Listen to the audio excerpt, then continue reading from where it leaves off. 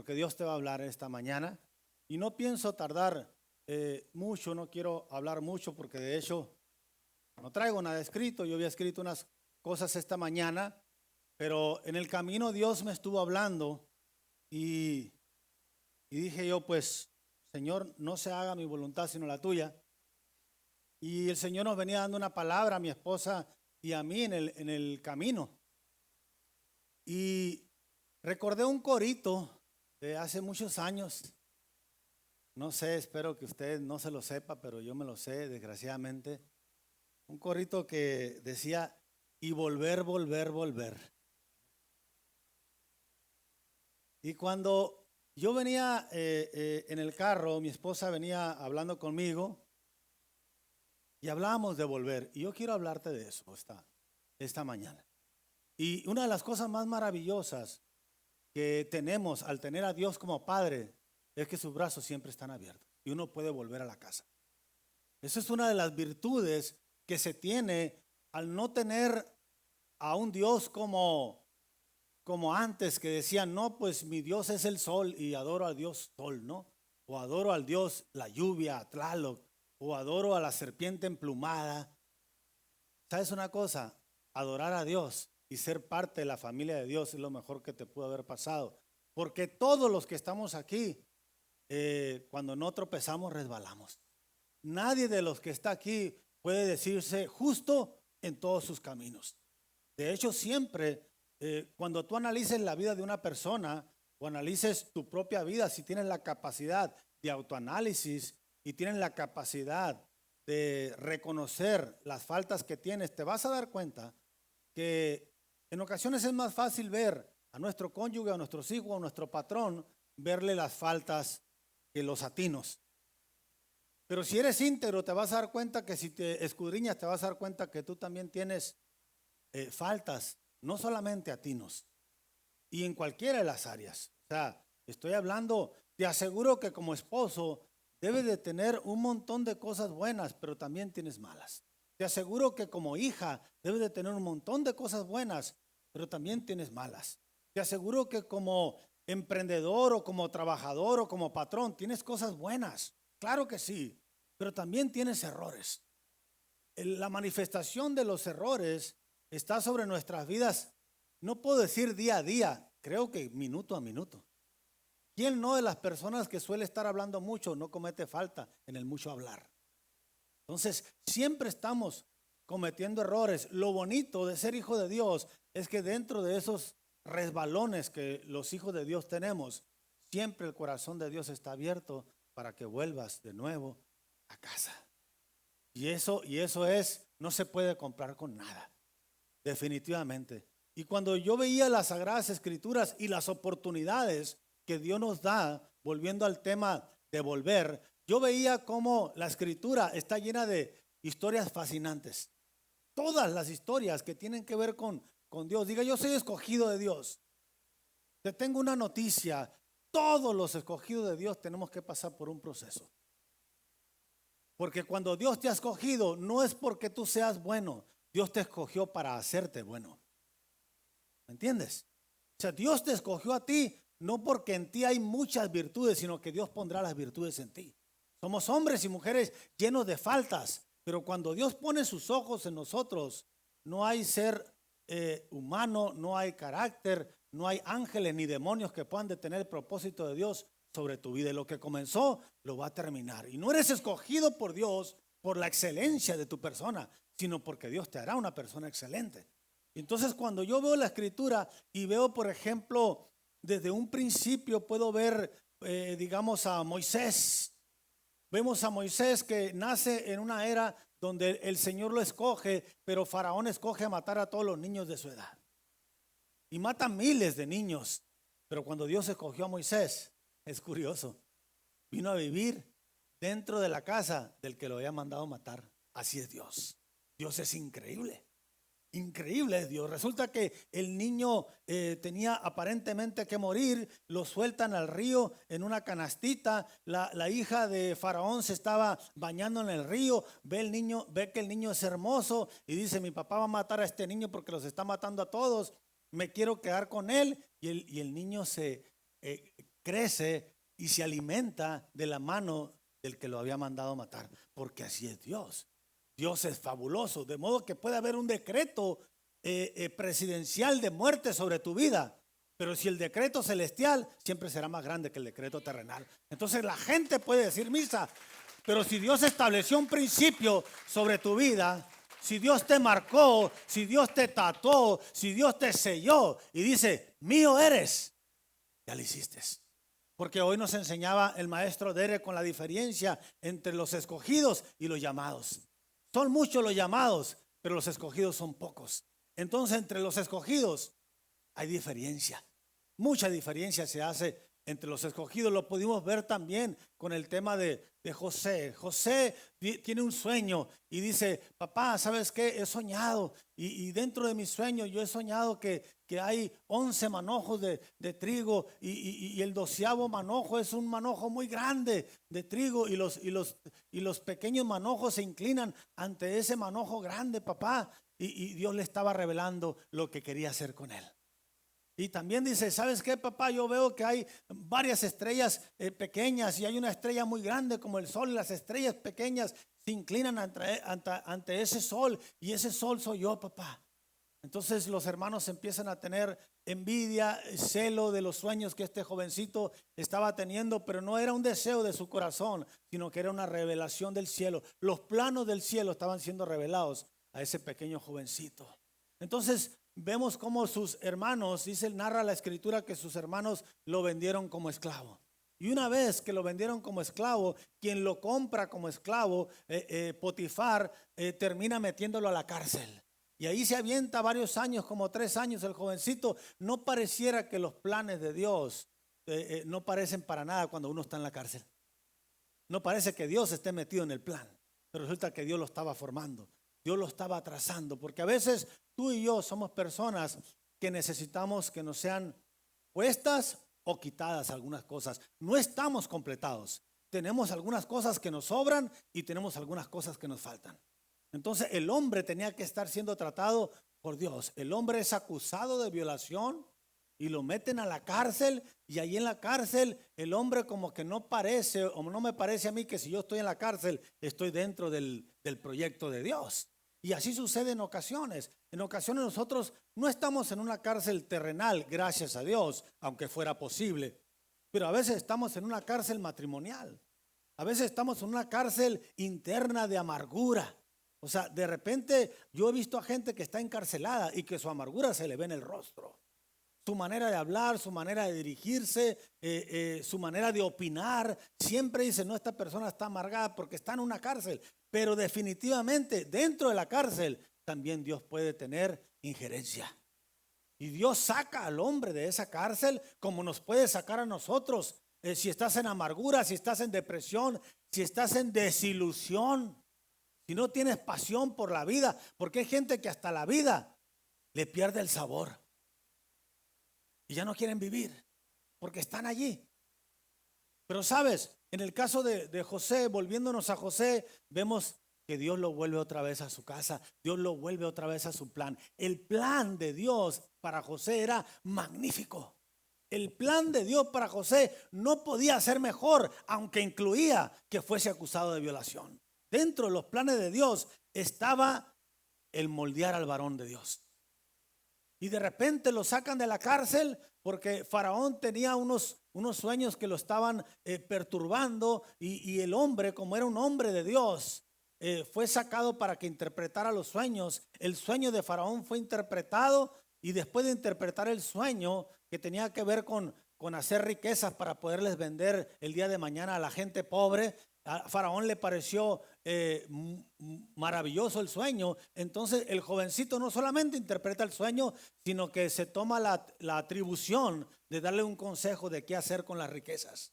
Y le dice, ¿sabe qué? Señor, por favor, le sugiero a manera de sugerencia que comprenda usted que el sueño tiene que ver con que vienen 7 años de abundancia para su reino, pero luego vendrán 7 años de escasez. Le sugiero, eso es lo que dice el sueño. Mi sugerencia es que usted almacene lo más que pueda en el tema cuando Dios le dé, porque vendrá un tiempo en que Dios le va a quitar. Y cuando Dios le quite a la humanidad, usted va a seguir teniendo. Y usted va a ser un empresario increíble porque usted va a poder vender, porque usted se va a dedicar a almacenar y almacenar y almacenar y almacenar y almacenar. Y cuando nadie tenga, usted será el proveedor. Entonces, en base al consejo del jovencito de estar en la cárcel, al siguiente día, era el segundo después de Faraón. Entonces Faraón le dice: eres maravilloso, ¿sabes qué? Eres tan excelente, eres mejor que todos mis consejeros. Tengo magos, tengo hechiceros, el hombre tenía de todo, pero tú eres mejor que todos, le dijo. Así que agarra el anillo y se lo pone y le dice: ahora después de mí serás tú. Y así es Dios. Tú puedes estar un día en tremenda depresión, en la cárcel, entre ratas, entre cucarachas, mal comiendo, y al otro día el Señor te puede poner en abundancia, en limpieza, en grandeza, porque Dios no se mueve en base a nuestros tiempos. Él es el dueño de los tiempos. Por eso es que de la noche a la mañana, de estar en un lugar de depresión, puedes estar en un lugar de felicidad. Porque lo único que Dios ocupa es que tu corazón esté dispuesto. Y lo que Dios ocupa es que tú estés tratado por Él al nivel del proyecto que Él tiene para ti. Si tú no has sido o no te has dejado tratar por Dios con respecto al plan que Dios tiene para ti, tendrás que estar pasando por algunos procesos. Y aunque esos procesos sean dolorosos, hasta que estés listo, podrás pasar a la otra parte. Pero lo importante no es que puedas pasar, lo importante es que volverás a la casa, aunque estés en tristeza. Lo importante es que el plan de Dios no es durar para siempre enojado contigo. No duraré para siempre enojado con este pueblo, dice el Señor. Entonces el Señor planifica, siempre Dios planifica para que te vaya bien. Si te está yendo mal, la probabilidad de esa planificación es más bien que sea tuya que la de Dios. Porque cuando estamos en el plan de Dios, aunque nos esté yendo mal, estamos dentro del plan de Dios y mañana el Señor nos sacará. Porque así es su fidelidad. Por eso es que volver otra vez a la casa es una garantía en los hijos de Dios. Amén. Porque no estamos hechos para esta tierra, mis amados. En esta tierra hay mucha desilusión. En esta tierra hay mucha amargura. En esta tierra hay enormes niveles de traiciones que nos pegan a nosotros. Somos traicionados por los hijos, somos traicionados por el cónyuge, somos traicionados por el patrón, somos traicionados por la familia. La vida así es. Pero usted no fue hecho para vivir aquí. Usted fue hecho para vivir dimensiones de gloria. Entonces mi dimensión terrenal tiene que ser cambiada por la dimensión del cielo. ¿Se entiende? Porque en el cielo es donde nosotros viviremos de una manera eterna. Amén. ¿Está conmigo? Entonces dijimos que el corito decía volver, volver, volver. Voy por el tercer volver. Y yo quiero que vayamos por favor a Marcos capítulo 16, versículo 7. Y antes de leer ese pasaje que fue el que me motivó a hablar de esta mañana, de esto que yo espero que sea de gran alivio para tu espíritu, porque no quiero hablarte solamente a la carne, necesito hablarle a tu espíritu y a tu alma. No es una palabra que vaya a tu carne, es una palabra que tiene que ir a tu espíritu. Y quiero comentarte unas cositas padrísimas con respecto al Dios al cual sirves. Nunca te avergüences del Dios al cual has servido. Nunca te avergüences de decir: creo en Dios. Soy un hombre, soy una mujer cristiana, cristocéntrica. Me muevo dentro de los parámetros de Jehová, de los ejércitos. No tengo problemas con confesar semejante cosa. Y quiero narrarte un tema con respecto a Pedro. Y sabes, en una ocasión, Pedro estaba ahí navegando y Dios lo llamó. Y le dijo: ¿sabes qué, Pedro? Sé que eres un gran pescador, pero te quiero hacer pescador de hombres. De ahí comienza una relación con Cristo. Sé que eres un gran pescador, pero ya no quiero que seas pescador. Dios comienza de repente a darle una vislumbre, un pantallazo, unos planes de lo que pensaba hacer con él. Eres excelente en lo que haces, pero necesito que ahora, con lo que haces, ahora en lugar de cazar peces, agarres hombres. Hacia ahí comienza una relación. Más adelante, días después, resulta que Dios habla con con los discípulos. Y en ese tema de hablar con los discípulos, comienza a decirles el Señor, ¿sabes qué? Es necesario que yo les lave los pies. Pedro dijo inmediatamente, Señor, tú no me puedes lavar a mí los pies. Y Pedro, entonces Jesús le dice, Pedro, si no te lavo los pies, no tendrás parte conmigo. Señor, entonces lávame completo. No te puedo lavar completo porque ustedes ya están limpios por la palabra. Diga, la palabra me limpia. Entonces yo puedo tener malos pensamientos, yo puedo tener malas actitudes, yo puedo tener un carácter pésimo, pero la palabra estará trabajando siempre en mí. Por eso es importante que yo entienda y reconozca la palabra. Por eso es que cuando yo oro, orar es platicar con Dios. Cuando yo ore, es necesario que usted esté pronunciando la palabra, porque la que te limpia es la palabra. Usted no vaya a creer que lo limpia otras cosas. La palabra está haciendo una limpieza integral en usted. Por eso la importancia de conocer la palabra. Usted no puede estar orando y estar diciendo, Señor, lo que te dije ayer, te lo dije hoy. Usted tiene que agarrar la palabra, traérsela, comérsela aquí en su mente y empezar a pronunciarla. ¿Sabe qué? Yo no sé orar, yo no sé platicar con Dios. Bueno, agarre la palabra y recítela. No me la he aprendido de memoria, pues léela, porque la palabra es la que te va a limpiar. ¿Va entendiendo? Entonces Dios le dice, ¿sabes qué? Ustedes ya están limpios por la palabra que les he dado, aunque no todos, dice. ¿Por qué? Porque había cierto personaje ahí que se iba a tener un atentado contra él, contra Jesús, el cual era Judas, el cual iba a emprender algo muy, muy feo en contra de Jesús. Pero dice la palabra del Señor, más adelante, Pedro le dice, Jesús narra que va a llegar a Jerusalén. Y llegando a Jerusalén, dice, estoy triste porque cuando llegue yo a Jerusalén voy a ser capturado, voy a ser agarrado, voy a ser apedreado, abofeteado, escupido, me van a azotar, me van a crucificar. Entonces Pedro dice, Señor, no hagas tal cosa. Entonces Jesús le dice, apártate de mí, Satanás, porque yo tengo que cumplir el propósito por el cual he sido enviado. Entonces dice Jesús, yo voy a entrar porque voy a entrar. Entonces Pedro, como era un hombre medio arrebatado, lanza unas palabras ahí un poco adelantadas. Entonces Pedro dice, ¿sabes qué, Señor? Si te agarran, yo voy contigo hasta la muerte. O sea, si tienes que ir ahí porque quieres entrar ahí, yo no entrara, dice Pedro, porque pues ya sabes que te van a agarrar, mejor vámonos. Pero si tú dices que tienes que entrar para cumplir propósito, yo nunca te voy a negar. Si tenemos que morir contigo, yo muero contigo. Entonces el Señor le dice, mira Pedro, creo que estás hablando un poco rápido. Has desenfundado demasiado rápido. Te voy a hacer una confesión. Antes de que el gallo cante me vas a negar 3 veces. No, Señor, ¿cómo crees? ¿Cómo crees?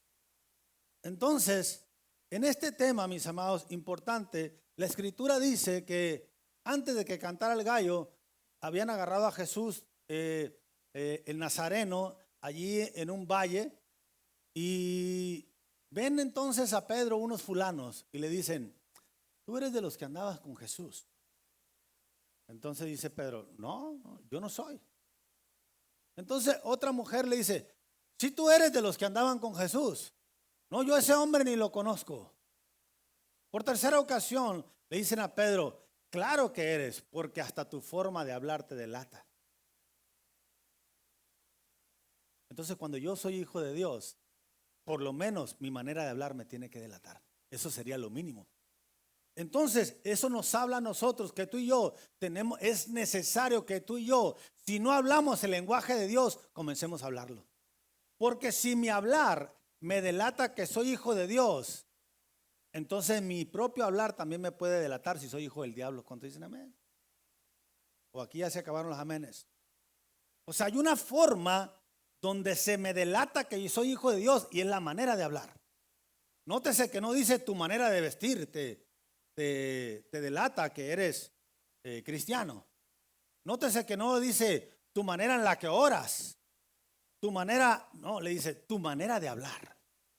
Entonces, se estipula que mi manera de hablar dice quién soy yo, porque se entienden entre la gente que habla así. Hoy que nos visita también el doctor Castro, ya teníamos tiempo que no nos visitaba, bienvenido doctor.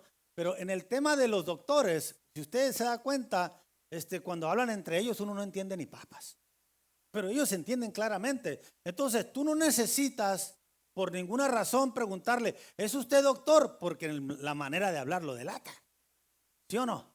Porque la manera de hablar en los doctores se delata que son doctores.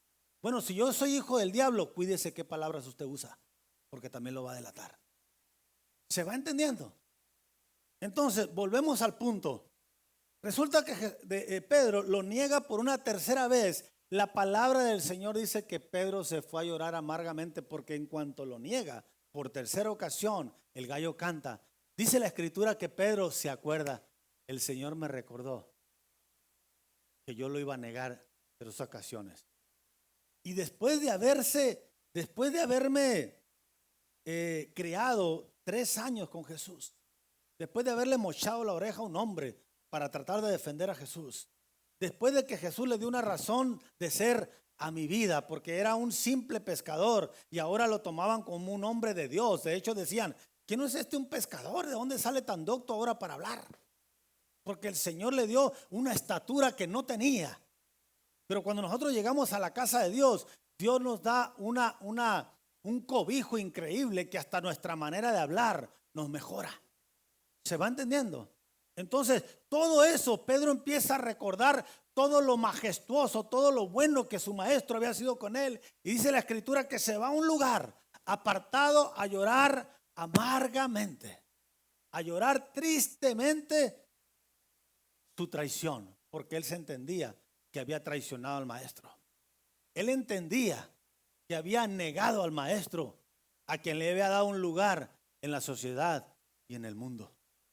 Porque desde ahorita te voy diciendo, en el mundo espiritual, el único que te puede posicionar es Dios. En el mundo natural, a veces te posiciona la política, a veces te posiciona tu economía, a veces te posiciona tu carrera, a veces te posiciona no sé, es tu apellido. A veces hay gente que ya nace posicionado por el apellido que trae. Pero en el cielo, ni el apellido, ni tu carrera, ni tu dinero cuentan. En el cielo quien te posiciona es Dios. Entonces cuando él entiende que ya había recibido una palabra y le había dicho, Pedro, apacienta mis ovejas.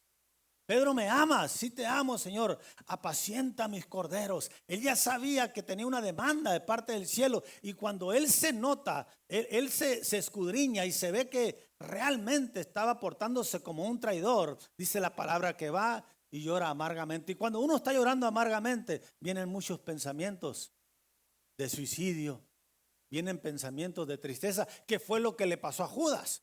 Judas, al entregar a Jesús, que fue algo más o menos semejante, dice la palabra del Señor que vendió a Jesús por 30 monedas de plata, y luego dice que sentía tanta amargura, tanta tristeza en su corazón, que fue y les tiró las 30 monedas de plata, dijo no las quiero, y luego inmediatamente ahí fue y se ahorcó.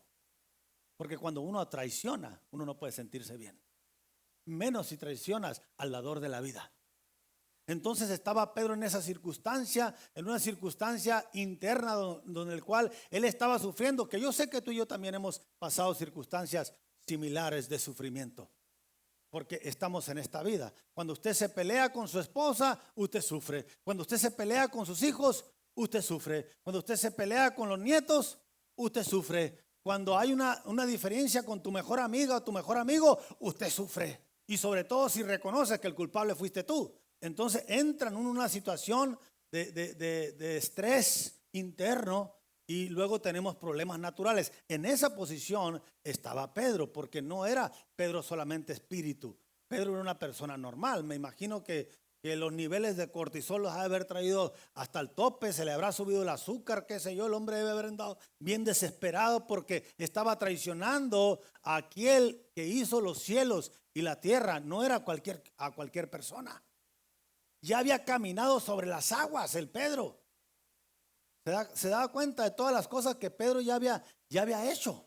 O sea, a él le constaba que era el Hijo de Dios. Y ahora el que lo traicioné fui yo. Le acababa de deciros unas horas antes que yo, si había que morir con él, yo moría. Y unas horas después en 3 ocasiones lo había negado. Y ahí nos vamos. Ahí quiero hablarte del tema de Marcos capítulo 16, versículo 7. Dice la palabra del Señor que Jesús, una vez resucitado, dice que fueron unas mujeres a la tumba. Nos platicaba la pastora esta mañana. Fueron unas mujeres a la tumba y dice que allí se encontraron con un ángel. Y les voy a leer lo que me llamó la atención. Versículo 7. Estando el ángel ahí en ese lugar y estando las 2 Marías y otra persona con ellas, les dice: pero id, porque antes les había dicho: ¿por qué buscan entre los muertos al que hoy vive? O sea, no puede buscar entre los muertos al que ha resucitado. Pero les da un anuncio, les da una tarea: pero id y decid a sus discípulos y a Pedro. Y aquí fue donde se me quebrantó el corazón. Porque obviamente los discípulos son importantes, todos somos importantes.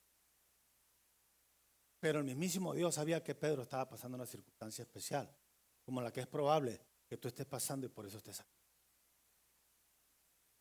O sea, no corta la palabra el ángel diciendo: vayan y díganle a los discípulos que el que está muerto ya resucitó.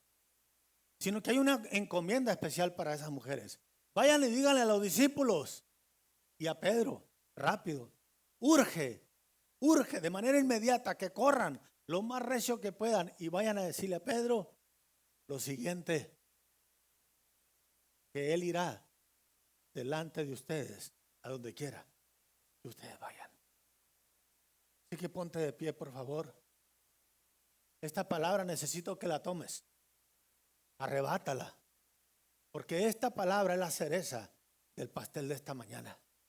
Yo no sé por qué esto esté pasando. Ni siquiera sé tu circunstancia. No platico yo con casi nadie. Ni siquiera sé por qué estás tú en esta ocasión, en esta casa. Pero tienes una palabra de parte del cielo. Así como el ángel dijo: vayan y díganle a los discípulos y a Pedro, el que está triste, el que piensa que me ha traicionado, el que piensa que ya no tiene derecho al cielo porque tiene días o años o decenas de años que ya no se siente cristiano, que se siente que traicionó, que se ha mezclado con el mundo, que tenía un oficio en Dios y ya no lo tiene, porque Pedro dice en la escritura, te voy a decir lo siguiente, que Pedro ya se había vuelto a pescar de nuevo, que Pedro había vuelto otra vez a su oficio, que Pedro ya no predicaba la palabra de Dios. Vayan y díganle a Pedro que yo voy con él. Vayan y díganle a Pedro que tengo planes para con él. Vayan y díganle a Pedro que en su primera predicación después de la resurrección 3,000 van a aceptar a Cristo. Vayan y díganle a Pedro que he puesto sobre su sombra poder del cielo y ni su traición, ni su molestia, ni su dificultad, ni su tropiezo, ni su rebalón, ni lo que haya practicado lo hará que yo mismo, Dios mismo, me deshaga de lo que he planeado con él. Y si Dios se lo dijo a Pedro, pues esta mañana recíbelo. Porque los planes de Dios para contigo no han cambiado. Yo no sé en qué parte tú has tropezado. Yo no sé hasta dónde te has rebalado. Yo no sé hasta dónde te has ensuciado. Yo no sé si como marido te has equivocado, como mujer te has equivocado, como madre te has equivocado, como te hayas equivocado. No te sientas indigno, porque Dios sigue pensando en lo que ha pensado para ti. El plan de Dios para ti no se ha movido ni una tilde. Vayan y díganle a Irlanda, vayan y díganle a Yair, vayan y díganle al Abril, vayan y díganle a Manuel que no importa lo que haya hecho, mi sangre cubre multitud de pecados. Así que, Señor, en esta hora te damos gracias porque has entregado una palabra que es un salvavidas para muchos de los que estamos aquí. Vayan y díganle a Pedro.